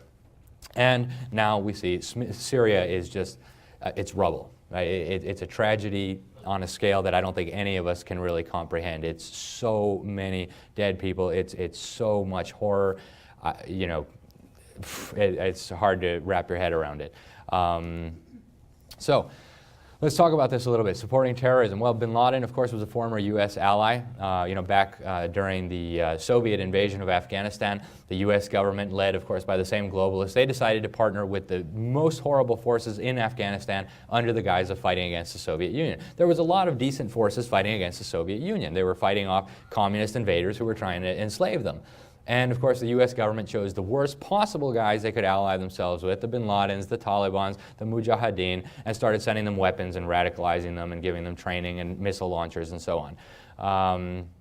Then ISIS has also been supported by Obama's anti-ISIS coalition, and we'll see a little bit of evidence for that. So here's Biden, Vice President Joe Biden. I know he says a lot of dumb stuff, so we can't always take what he says seriously, but he did admit in a speech at Harvard, you can find this on YouTube, I encourage you to watch it, he says there was no moderate middle in Syria. Do you guys remember when Obama was telling us he was arming the moderate middle? The moderate rebels who were opposed to Assad. Well, here's Biden telling us there was no moderate middle, right? And we'll see more evidence that there was no so-called moderate middle. He says that our allies, his allies, right, the Sunni Islamic dictatorships in the Gulf and in Turkey, were pouring thousands of tons of weapons into anyone who would fight Assad. And the people who were being supplied were al-Nusra, that's another name for Al-Qaeda in Syria, and Al-Qaeda, and the extremist elements of the jihadis. And all of a sudden, everybody is awakened because of this outfit called ISIL, it's ISIS, the Islamic State, whatever you want to call it, which was Al-Qaeda in Iraq, which when they were essentially thrown out of Iraq, found open space in eastern Syria, and we could not convince our colleagues to stop supplying them. So here Biden is kind of engaging in some deception, right? He acts like the Obama administration had nothing to do with this, which is false. The CIA and the State Department were deeply involved in this at every step of the way. But here we have a confession from our vice president that Obama's anti-ISIS coalition was arming, funding, and training ISIS. So, if you don't want to believe Biden, I can understand. He's kind of strange. We call him impeachment insurance, right? So maybe he's just blabbering. But here's General Dempsey. He was the chairman of the Joint Chiefs of Staff at this time. They asked him in Senate testimony, so do you know of any Arab allies of some of Obama's anti-ISIS coalition who are supporting ISIS? And he said, he bettered them. He said, I know of major Arab allies who fund them. So he was talking, of course, about the Saudis, the Qataris, etc. Here you have a bunch of ISIS guys with American weaponry. So we also have a smoking gun here, straight from the Pentagon. This came out in a lawsuit last year filed by Judicial Watch. They were looking into Benghazi, and this just happened to emerge among the trove of documents. And the plan has been admitted since 2012. This comes from the Defense Intelligence Agency. You can read the report yourself. They say the Salafist is kind of radical Islam, what they have in Saudi Arabia. The Muslim Brotherhood and Al-Qaeda in Iraq are the major forces driving the insurgency in Syria. So they told us right there who's the major forces driving the insurgency, right? We know it's Al-Qaeda, the Muslim Brotherhood. And then right here, they tell us that the West, the Gulf countries, and Turkey support the Syrian opposition. So who's the Syrian opposition? Al-Qaeda and the Muslim Brotherhood and the Salafists, right? So, and here comes the best part, or depending on how you look at it, there is the possibility of establishing a declared or undeclared Salafist principality in eastern Syria. And this is exactly what the supporting powers to the opposition want in order to isolate the Syrian regime. And they got it, right? We call it the Islamic State today. It's called ISIS. They're chopping off heads and butchering people right and left. So here is the plan. This is exactly what the powers supporting the Syrian opposition want. Who were the powers supporting the Syrian opposition? Here we have the list again, right? The West, the Obama administration, the European governments, the European Union, NATO, the Gulf countries, the Saudi dictatorship, the Qatari dictatorship. So they told us what they wanted to do. This was a Defense Intelligence Agency report from 2012. Couldn't be more clear, right? Here's some more pictures of ISIS with American Humvees, American tanks, American guns, American pickup trucks. Here is John McCain with some of his buddies over in Syria. And of course, we're helping both sides, actually all three sides, because there are multiple sides in this conflict. We're supporting the militias from Iraq, the Shia militias that are fighting with Assad's forces against ISIS. We're supporting ISIS, and we're supporting the Kurds. And a lot of people have heard good things about the Kurds. The people who are being supported by the Obama administration are on the list of terrorist groups. The PKK, the Kurdish Workers' Party, is a terrorist group, a communist terrorist group that is most infamous probably for bombing civilians and killing police officers and so on. So this is all very serious federal crimes, but the prosecutors are probably not going to hold their bosses accountable. So we have this flood into Europe, right? Probably more than 2 million refugees arrived in the EU last year, and this year even more are going to be coming. More than 2/3 of the Syrians registered in Greece and Italy were men. About 3/4 of the refugees who have come to the EU are men, according to the United Nations. So, I want people to think about this, all the men in the audience. Would you leave your wife and your kids in a war zone and head to Europe? Okay, right. I mean, there's probably not 1 in a million who would do that. It's absolutely absurd. So something else is going on here. More than 90% of the unaccompanied minors are male, and I have unaccompanied minors in quotes because a lot of them are not minors. They're 25, 30 years old. They say they're 17. They throw away their passport, and then they get, all kinds of welfare, immediate residency permits, etc. And this tsunami is growing by the day. And the last 2 times that this many Islamic men were marching into Europe, they were opposed militarily. Right? It was part of a jihad. The first time they were stopped at the Battle of Tours around the year 800. Next time after that, they were stopped at the gates of Vienna about 800 years after that. So this time, they're being welcomed in and they're being given welfare and weapons training in Sweden, believe it or not, and lots of other crazy stuff. So, Europe on the brink, you have terrorism and jihad, right? We've seen a lot of terrorist attacks recently. They just had the big one in Brussels. Before that, they had some in Paris. What was it, 500 casualties in the one in Paris? Really serious stuff. There's going to be a lot more of that coming, I can assure you.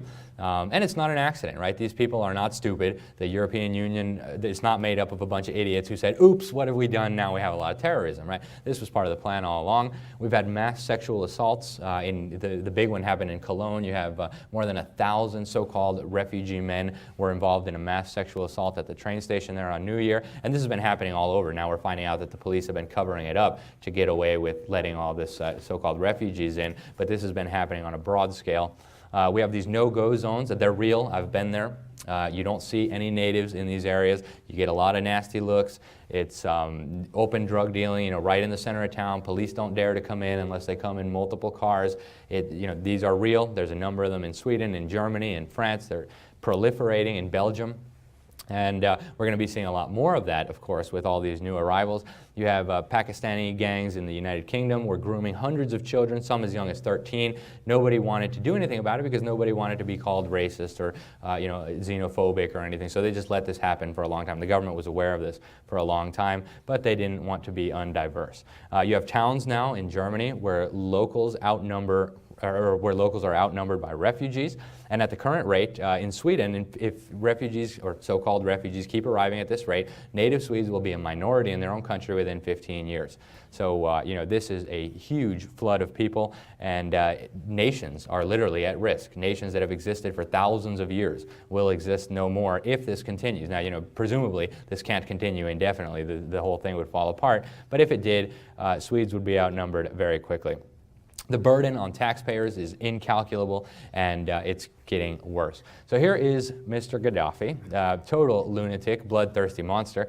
But he said, and maybe this was prophetic, I don't know, there are signs that Allah will grant Islam victory in Europe without swords, without guns, without conquest, and will turn it into a Muslim continent within a few decades, right? He was bragging that there was already 50 million Muslims in Europe and how wonderful this is. Now, are the globalists Muslim? Do they secretly want to make Europe Muslim? No, of course not, right? So there's something else going on here. They don't want a Muslim Europe. They're doing this for another reason. So Obama, of course, wants to have a refugee surge here in the United States as well. They're importing as many as they think they can get away with. They accepted 70,000 through a UN program last year. They're planning for 100,000 this year. And these are just refugees, right? These are not workers. These are not people coming across illegally from the southern border. These are just refugees that American taxpayers are paying to resettle. 10,000 refugees cost taxpayers about $6.5 billion. So, multiply that out. We're talking about some serious money. And that's probably an underestimate. We have more on that in the latest issue of the New American. They're expecting 75,000 unaccompanied minor children this year. They're using tax-funded religious groups to resettle these refugees. We had over 500,000 visa overstays in 2015, and Obama is, of course, trying to grant amnesty to 5 million illegal immigrants. He wants to make them all future Democrat voters, and they want to have a permanent big government voting bloc while, in Obama's words, fundamentally transforming the country, and that's what they're up to here, right? It's not because they're humanitarians, and we'll talk about that in a minute. So what is the UN's role in all this? Well, actually, it's huge. We don't see the UN, but it is a key player in all of this. They have a bureaucracy called the High Commission for Refugees, and they select the refugees that are coming here to the United States. And they pre-screen them, supposedly, put them on a list, and they ship them to the United States to be resettled here at our expense. Now, a few details will tell us some more about this. The High Commissioner on Refugees, until just a few months ago, actually, was Antonio Guterres. He was the head of Socialist International until 2005. Socialist International, for those of you who don't know, it's the global alliance of socialist, Marxist, communist parties. A lot of bloodthirsty, mass-murdering political parties involved in this. It is a nasty group. A few years ago, they had their meeting down with the ANC, their annual Congress, and this was during the genocide warning by Genocide Watch. They said the ANC was at stage 6 of 8 on the genocide scale. 8 is, of course, denial after the fact, and so they decided to celebrate by having their annual Congress down with the ANC. Almost no Middle Eastern Christians are coming through this UN program. 10% of the population of Syria was Christian, probably more after all the Iraqi Christians who had to flee from Iraq because they were being butchered there. And for some reason, only 3% of the Syrians who have come to the United States under this program have been Christian. So something very strange is going on there. Should ask some questions. And the U.S. accepts more of these UN refugees than all other countries combined. The U.S. accepts the majority of refugees coming through this UN High Commission on Refugees. So One of the key agendas is, of course, the assault on national sovereignty. We'll look at some of these people talking about that openly in just a moment. In the EU, they're building a regional military force, right, an EU military force that will serve the regime in Brussels rather than the nation states, and this is being accomplished under the guise of dealing with this refugee crisis that they created. This military force will be able to intervene in countries against the will of the local government there. So even if the national government says, no, we don't want your military force here, they're coming anyways, and they tell you they're coming anyways. They're also going to fight crime and terror, supposedly. We're going to need a biometric ID to go in or out of the EU, again, to deal with the terrorism that they are deliberately fomenting. They're trying to create an EU immigration refugee agency with the power to decide immigration policy for all of Europe. So far, a few national governments have resisted, but this is coming. And then in the Middle East, they're using the refugee crisis to build a Middle Eastern Union. So you have the finance minister in Germany and George Soros talking about we need a new Marshall Plan to rebuild the Middle East so that the refugees will stop coming, right? So they destroy the Middle East, then they say we need a new Marshall Plan to rebuild the Middle East. And for those of you who know what the Marshall Plan was, it was the key instrument that was used, and we talk about this in this book. Actually, we just quote the people directly talking about it, the people responsible for it. They used the Marshall Plan as a source of funds and as a source of incentives to create the EU in the first place, because they knew they couldn't merge the United States and Europe or create this world federalist system without a regional government for Europe, so they used the Marshall Plan to advance that. Now they want to use the exact same strategy in the Middle East, and they want to build a Middle East Union, and of course taxpayers will pay for all this. And of course they're going to undermine the national culture, the national identity in the name of diversity. In Sweden, you already had the head of the Swedish church saying, let's take the crosses off of our churches so that we don't offend the new arrivals. So, you know, they're destroying their own history, they're destroying their own identity, and this was all part of the plan. Here's the Council on Foreign Relations. I just took this right from their website. The EU offers a model for unifying the Middle East, right? So that is the plan. They want a Middle Eastern Union to rule over the Middle East. And here's, you know, straight from the horse's mouth. Again, I say I'm not a huge fan of quotes, but I think it's helpful to people to see these guys talking about it on their own. So this is the UN Migration Czar. His name is Peter Sutherland. He was the chairman of Goldman Sachs, steering committee member of the Bilderberg Group. For some of you, that probably doesn't mean anything, but I think a lot of you know. And anyways, he said he's going to ask the governments to cooperate to recognize sovereignty is an illusion, and that sovereignty is an absolute illusion, and it has to be put behind us. The days of hiding behind borders and fences are long gone. We have to work together and cooperate to make a better world, and who doesn't want a better world, right? And that means taking on some of the old shibboleths, you know, these historic memories and images of our own country, and we just have to recognize we're all humankind. Who created the nations again? Does anybody remember? God created the nations, right? And so these guys don't like the nations. They want to get rid of the nations. Here's George Soros, Dr. Evil, I call him. He says, our plan treats the protection of refugees as the objective and national borders as the obstacle. So national borders are the obstacle. Is that clear? He couldn't have been more clear, right? National borders are the obstacle. There are some people fighting back. Here's Viktor Orban. He is the Prime Minister of Hungary, and he was also a Soros scholar. He got scholarship from Soros to attend university, so this is interesting. But anyways, he says a lot of things. He gave a brilliant speech where he outlined exactly what was happening here. He explained that there's a treasonous conspiracy, those are his words, a treasonous conspiracy, to undermine Europe. He says that these refugees are not refugees, but Europe is threatened by migration. Tens of millions are ready to set off in their direction. It's forbidden to say that immigration brings crime and terror. It's forbidden to point out that the masses arriving from other civilizations endanger our way of life, our culture, our customs, and our traditions, our Christian traditions. It's no accident, right? It's a pre-planned and orchestrated operation. So this is Prime Minister of Hungary. He says it's forbidden to say that in Brussels they're concocting schemes to transport foreigners here as quickly as possible. It's forbidden to point out that the purpose of this is to reshape the religious and cultural landscape of Europe, to re-engineer the ethnic foundations and thereby eliminate the last barrier to internationalism or globalism, whatever you want to call it, the nation states. So, you know, this is actually what's happening. It's pretty amazing to see a national level politician say it, but there you go, right? So you weren't imagining stuff, right? The politician said it too, so now we can agree. So part of the agenda is an assault on liberty. Of course, you know, this should go without saying almost. The EU has announced they're going to have a new unit at Europol. Europol is a real thing. It's a European police agency, and they're going to censor extremism from the internet. So what is extremism? Well, the Bible is extremism. Christianity is extremism. Opposition to homosexual so-called marriage is extremism. That's the extremism they're talking about, but they're using Islam and radical Islam as the excuse to advance all this, right?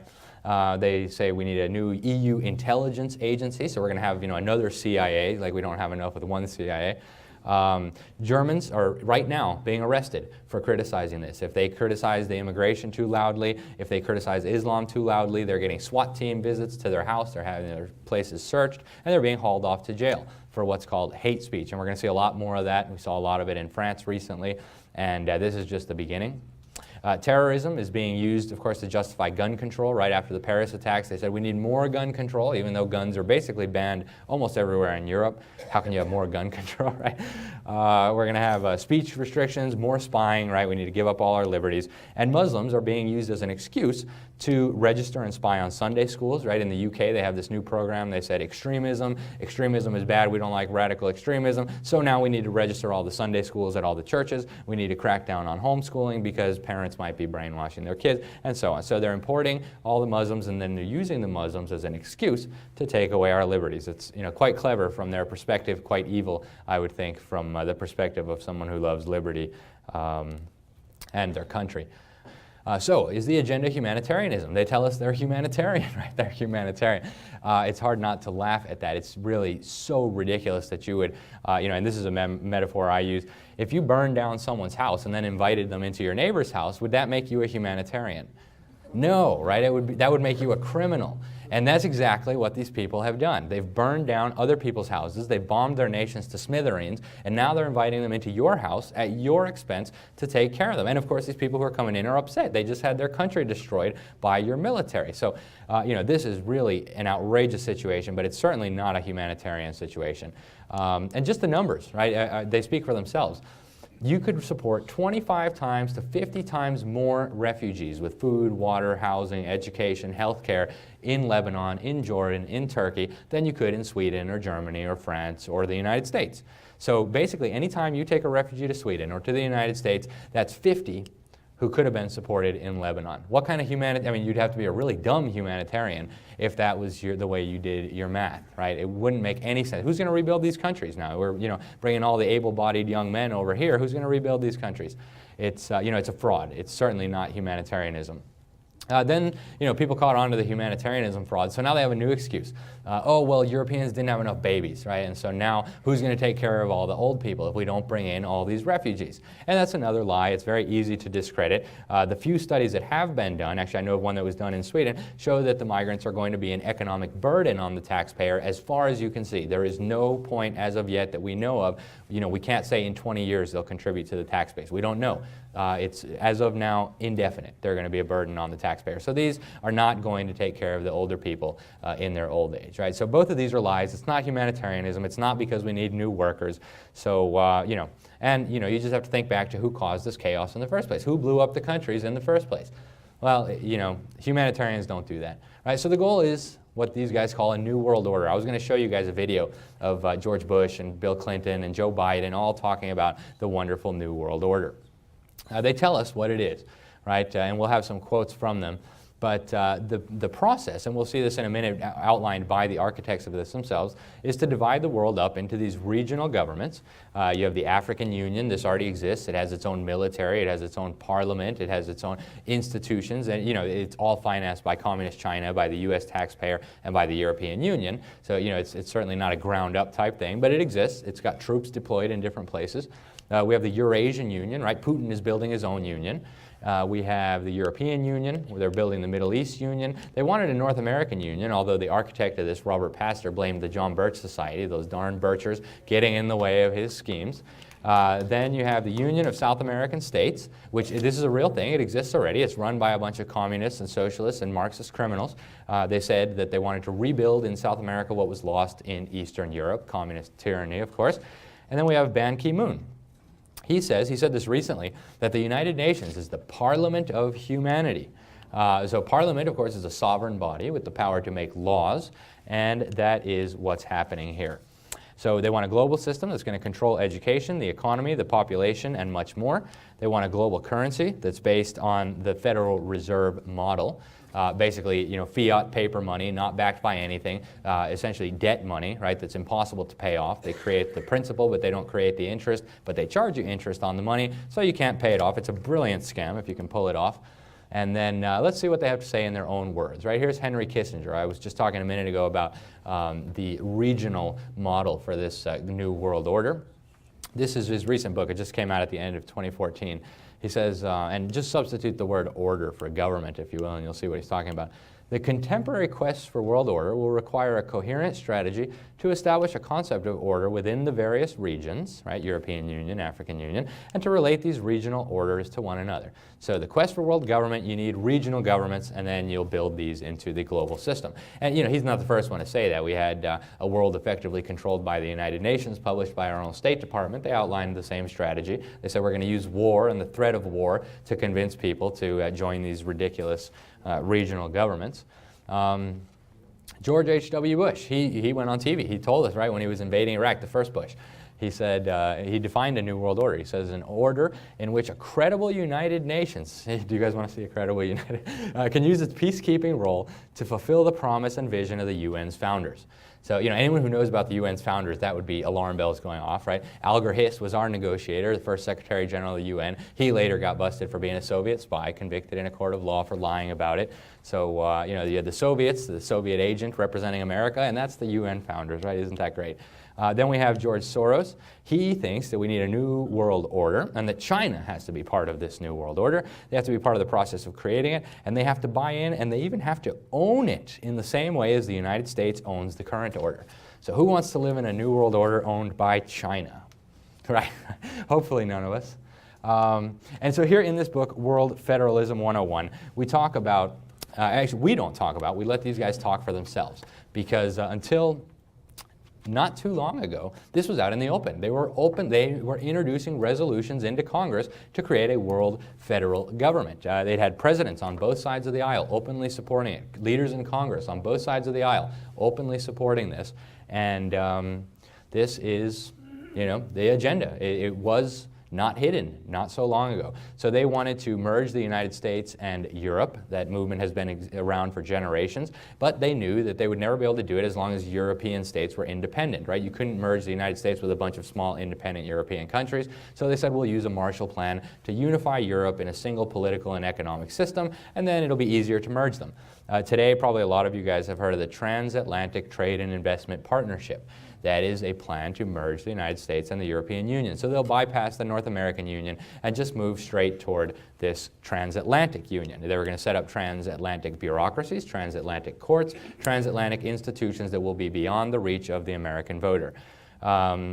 So again, this plan for world federalism was openly discussed. We got tons of quotes straight from the congressional record. You can read them yourself if you're interested.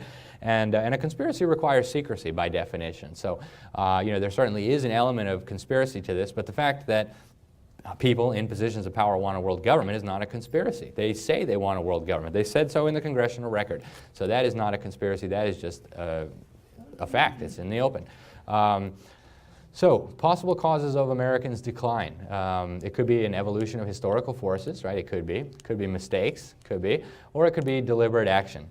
And I think this quote is really good. The first Secretary of Defense, James Forrestal, he was only the first Secretary of Defense because it didn't used to be called that, but he said, consistency has never been the mark of stupidity. If the diplomats who have mishandled our relations with Russia were merely stupid, they would occasionally make a mistake in our favor, right? And that's obvious. Again, with the monkeys rolling the dice, every once in a while, they would be right? They would do something good for us.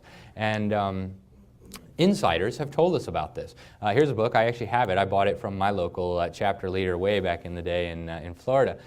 Tragedy and Hope by Carroll Quigley. So Bill Clinton mentioned Carroll Quigley as one of his mentors, actually the only guy he mentioned in his acceptance speech. And in this book, he says a lot of excellent quotes come from this book about the real agenda. He had the opportunity to review their papers. And he says the agenda was nothing less than to create a world system of financial control in private hands, able to dominate the political system of each country and the economy of the world as a whole. And you can get this book. It's still available. You can order it on Amazon. This system was to be controlled in a feudalist fashion by the central banks of the world acting in concert by secret meetings and conferences. The apex of the system was going to be the Bank for International Settlements in Basel, Switzerland, a private bank owned and controlled by the world's central banks, which were themselves private corporations. The Federal Reserve, the system, is actually private corporations. They're owned by shareholders, and they say so. They file court documents saying we don't have to obey freedom of information laws. We're a private corporation. So, what is this system? Who are we talking about? Well, the Council on Foreign Relations is, the American branch of this system, if you will. It's a very powerful organization. We have an excellent book in the back and this reprint here, Council on Foreign Relations. I highly recommend it. If you don't know about this organization, you need to. It's right at the center of so much of what's wrong, so much of what we're talking about here today. The Trilateral Commission, founded by David Rockefeller, quite similar to the Council on Foreign Relations. It's Japan, Europe, and the United States. The Bilderberg Group, once a year, these guys meet, top people in military, banking, finance, business, government, you name it, they're there. I've been to a few of them, not in them, of course, but I've been to a few of them reporting for the New American. I was at the Copenhagen one in 2014. That was interesting. One of the guys came out and talked to us. That was weird. So we got G20 summits, of course, are a big part of this, and the secret meetings and conferences, right? They have a lot of those. Hillary Clinton tells us that we get a lot of advice from the Council on Foreign Relations, so this will mean this was when they were setting up a branch in D.C. So this will mean I won't have to go as far to be told what we should be doing and how we should think about the future. So Hillary Clinton tells us who tells her what to be doing and how to think about the future, right? Straight from the horse's mouth. So who are they? Well, Richard Nixon, Gerald Ford, Jimmy Carter, George H.W. Bush, Bill Clinton, all these guys. Dick Cheney, right? There's a good video of him on YouTube laughing at us for being so stupid. He says, "Oh, yeah, I've been a director for a long time, but I didn't broadcast that when I was running for Congress in Wyoming." So that's really funny, right? Trick the dumb voters. But there you go, right? Supreme Court justices, Ruth Bader Ginsburg, Jacob Lew, Obama's Treasury Secretary, John Kerry, of course, usual suspects, Rick Warren, et cetera, Soros, who could forget Soros. So that's who they are, right? They have names. Every administration has been packed with these guys from the CFR and the Trilateral Commission, right? And I mean packed. Cabinet level positions across the board. Doesn't matter, Republican, Democrat, that's just for the public, right? So Carter had 284 of these guys in his administration. Reagan had 313. Bush 382, Clinton 548, and Obama's got 379. So, you see a pattern here, right? It doesn't matter what party they come from, they do the same thing. Again, here's some, if you want to read more on this, I highly recommend you do. The Council on Foreign Relations, this is kind of the masterpiece exposing this. And this is actually, 20 years old maybe? But great book. I mean, he exposes this so well, it's brilliant. And then the Council on Foreign Relations here, it's a reprint from the New American. So now the solution, right? And then after this, I promise I'm done and you guys can go home. But solution, so what do we do about this? This is obviously a pretty big problem. I hope you're convinced of that after seeing it from their own words. Right? And so now we know we have a big problem. Now what do we do about this problem? Well, my first and foremost recommendation is that we pray. Right? We need to ask God to guide us and to lead us and to help us and to give us wisdom in this, because this is, it's a monumental challenge. It's huge. And it's so important. If we mess up here, the consequences are going to be really serious. So I recommend, first of all, we pray, right? We ask God for guidance and for wisdom in dealing with this. And then we need to educate ourselves, right? We need to read. I once heard someone say that they hide all the secrets in the library, and it's true. The information is out there. We just need to read it. They're not going to put it on TV. They're not going to print it on the front page of your local newspaper, but it's not because it's not there. It is there. We just need to pick up a book, go to the library, order it from Amazon, whatever you need to do, just get a book and read it. Right? And so I recommend reading the Bible, the Constitution, the Declaration of Independence, learn about economics, theology, philosophy, history, science, keep up on the news, read the classics. We need to be well-rounded and educated individuals if we're going to be fighting back against this system.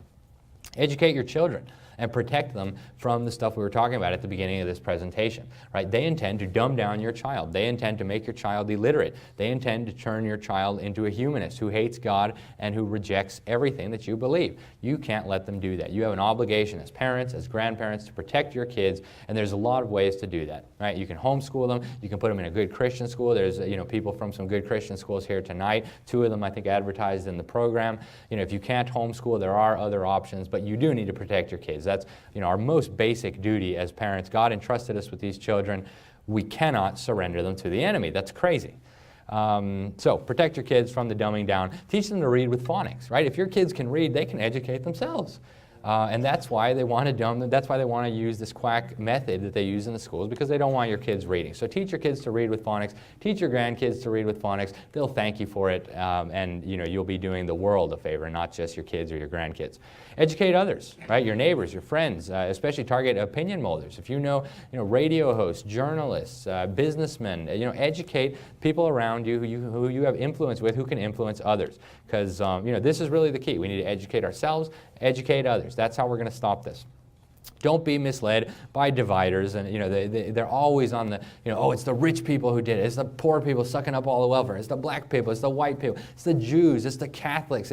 It's none of those things. It's none of those things, right? They just want to divide us, and they just want to keep us separate. And I use the Wizard of Oz metaphor, right? You don't want people looking behind the curtain, so it's better to keep everybody fighting among themselves than realizing where the problem really lies. They don't want us looking behind the curtain, so they'll throw in any kind of division. Now the feminists, oh, it's the men keeping us down, the patriarchy, right? Anything to distract from the real issues. And subscribe to the New American. And I don't say that just because I write for the New American. It's a great, great magazine. It's I think the best way to stay informed on current affairs. They have a history article in every issue. Just so valuable a resource in terms of staying educated and keeping up to date on things. The John Birch Society. There is a group that has been fighting this battle for 50 years. I discovered it completely by accident, actually surfing through YouTube videos when I was in college. Found one about the UN, and I was like, whoa, really? Because I had been brainwashed to think the UN was a great organization. Then I found out that these peacekeeping troops were murdering and raping and slaughtering people in Katanga because they didn't want to live under a UN-approved, Soviet-backed communist dictator.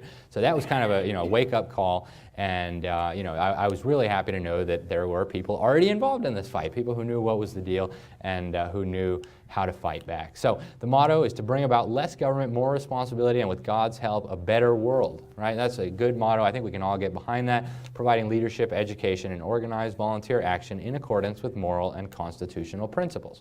So, you might have heard bad things about the JBS, and of course we're dealing with, a rather powerful set of people who have very sinister designs for our future. So of course they would say bad things about JBS. Go to a chapter meeting and see if it's true. Pick up some of the literature and see if it's true. It's not. And once you realize that they've been lying about the JBS, I think you'll realize they've been lying about a lot of other things too. So the JBS has a lot of educational materials, good leadership that can help us focus. If we work together, we can actually win a lot of these battles. If we're all off doing our own thing, it's a lot harder to successfully fight back. There's chapters in all 50 states, so no matter where you are, you have no excuse, right? Get involved. Here's Robert Welch, the founder. Ed talked about him a little bit at the beginning. Really amazing guy. This is what he said. There's a conspiracy at work as sure as there is a law of gravity. And to try to overcome its effects by ignoring its existence is exactly the kind of opposition that the conspiracy has contrived for itself. So we stand solidly on our position that the only way to stop this conspiracy is to expose it. And that's pretty logical, right? I think it's a really, really good statement. And, lest you think there's no conspiracy, that's a conspiracy theory. Well, no, it's a conspiracy fact. Here's David Rockefeller. He admits it right here, right? So this is from his memoirs. You can buy his memoirs. You can get it from the library if you don't want to give him money. Some even believe that we, the Rockefeller family, are part of a secret cabal. Notice the words he uses, a secret cabal, working against the best interests of the United States. That's pretty serious stuff right there. Characterizing my family and me as internationalists and of conspiring, see, he uses the word, not me, with others around the world to build a more integrated global political and economic structure. One world, if you will. If that's the charge, I stand guilty, and I'm proud of it. So he's proud of conspiring with others against the best interest of his country. Conspiring, right? He used the word, not me. So there you go. So what kind of strategies? Well, the Constitution is the solution, right? So people are telling us we need to amend the Constitution to solve this problem. No, we don't. We need to obey the Constitution. All the stuff that we need is right there in the Constitution. If the politicians would obey it, we wouldn't be in this mess. So that's the solution right there, right? Not amending it, not opening it up to revisions. So what about when the Congress and the Obama administration and the Supreme Court ignore the Constitution? It happens, right? Well, we have other tools to deal with that. We have state and local nullification, right? State governments can nullify unconstitutional usurpations by the federal government. And the federal supremacists, as I call them, will say, no, that's not true. You defend slavery. You defend all these other bad things. Well, no, that's not true, right? One of the best known examples of the use of nullification was actually to protect slaves who had run away from their masters. Wisconsin nullified the Fugitive Slave Act. They said, no, we're not sending the slaves back to their owners. We're going to keep them here regardless of what your little federal law says. So that's wonderful, And then the liberals will say, well, you can't nullify gun control. Well, yeah, we can, right? There's a number of states that have done it, the Firearms Freedom Act, and the liberals are using nullification, right? Go ask a pothead in Colorado. Right? They don't know it by this word, but there's a federal statute that says you can't smoke pot. There's a UN convention that says you can't smoke pot. And in Colorado, they're smoking pot, right? And we don't have to like pot to agree that they're using nullification. So if liberals can use it, why can't we? Right? So if we nullify unconstitutional usurpations, we can start reining in the federal government. And part of that, too, is not accepting the federal bribe money. Right? The federal government is giving out a lot of money to our state governments to encourage this kind of lawlessness and to get our states involved. So we need to tell our state governments to stop accepting the bribe money with the strings that come attached. Defund the programs, right? The House of Representatives still controls the purse strings. That's what the Constitution says. They say, oh, well, Obama's doing this, and all the congressmen, all the Republicans, right? We're going to stop Obama. Oh, how do we do that? Well, they know very well that they can just stop providing funding, and Obama can't do anything without funding, right? He doesn't have a magical checkbook that just creates money. The House of Representatives has to fund it. So we do have all these tools.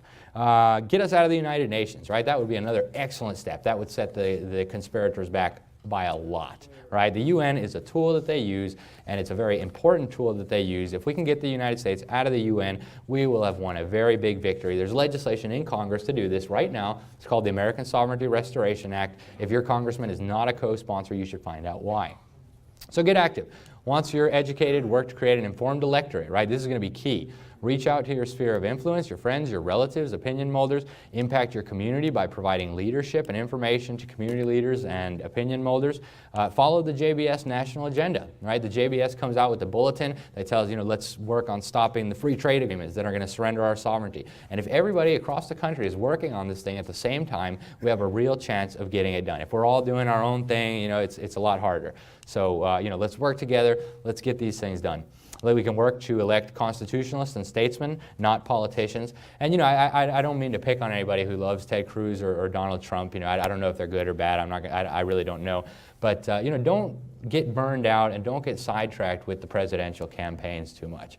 The establishment has the presidential campaign on lock. They're not about to let little old us influence their plans there. So let's worry about Congress. Let's worry about what we can accomplish and not get burned out, not get all torn up and disappointed when our presidential candidate doesn't get elected. We're not going to take back this country by electing a good president, unfortunately. Right? It's very difficult. One president can't fix this problem. What we need is an informed electorate. There are no shortcuts. If someone says there's a silver bullet to fix this, there's not. Right? There just isn't. And so don't be misled by that kind of stuff. And that's all I have, guys. So thank you very much. God bless you all, and God bless America.